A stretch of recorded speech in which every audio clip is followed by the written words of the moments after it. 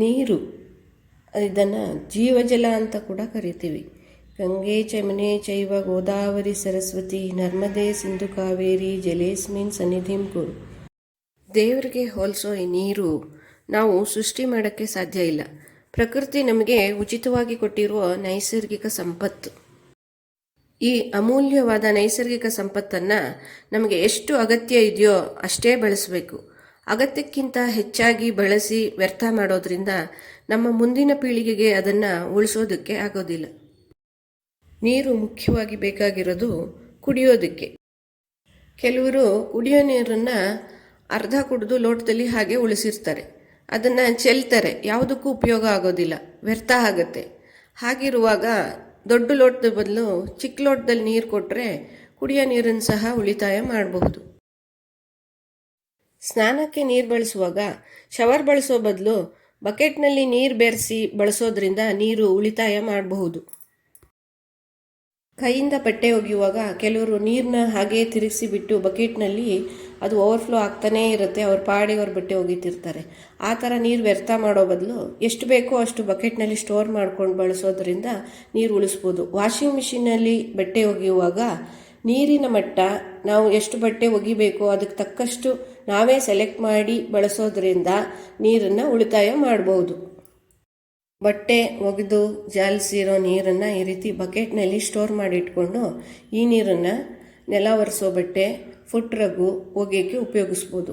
ಈ ನೀರಿಂದ ಒಗೆದ ನಂತರ ಒಳ್ಳೆ ನೀರಿಂದ ಅದನ್ನು ಹಿಂಡಿ ಒಣಗಾಕಿ ಉಪಯೋಗಿಸ್ಕೋಬೋದು. ನೀರು ಉಳಿತಾಯ ಆಗುತ್ತೆ.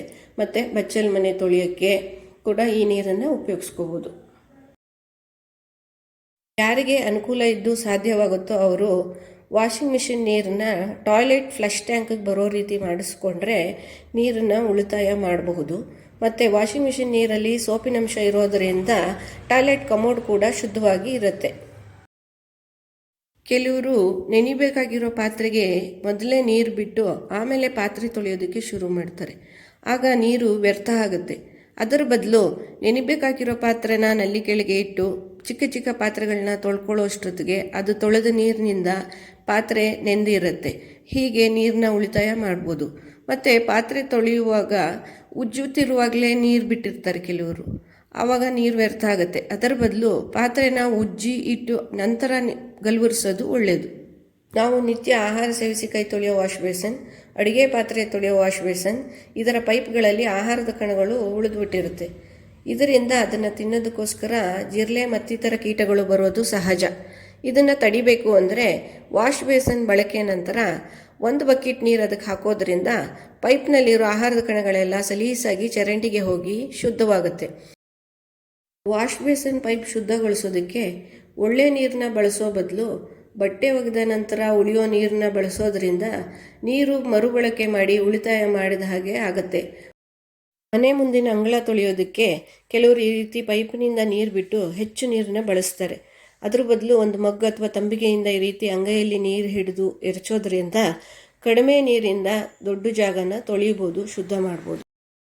ಈ ರೀತಿ ಕಡಿಮೆ ನೀರು ಬಳಸಿ ಅಂಗಳನ ಶುದ್ಧ ಮಾಡಿ ರಂಗೋಲೆ ಹಾಕಿ ಪೂಜೆ ಮಾಡೋದ್ರಿಂದ ನೀರನ್ನು ಉಳಿತಾಯ ಮಾಡಿದ ಧನ್ಯತಾ ಭಾವನೂ ಇರುತ್ತೆ.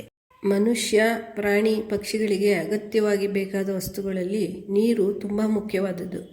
ಅದಕ್ಕೆ ಇದನ್ನು ಜೀವಜಲ ಅಂತ ಕರಿತೀವಿ.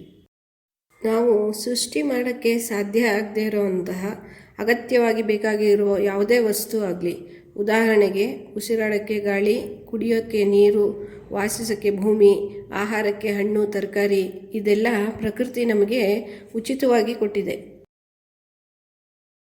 ಉಚಿತವಾಗಿ ನಮಗೆ ಸಿಕ್ಕಿರೋ ನೈಸರ್ಗಿಕ ಸಂಪತ್ತನ್ನು ನಮಗೆ ಎಷ್ಟು ಅಗತ್ಯ ಇದೆಯೋ ಅಷ್ಟು ಮಾತ್ರ ಬಳಸಬೇಕು.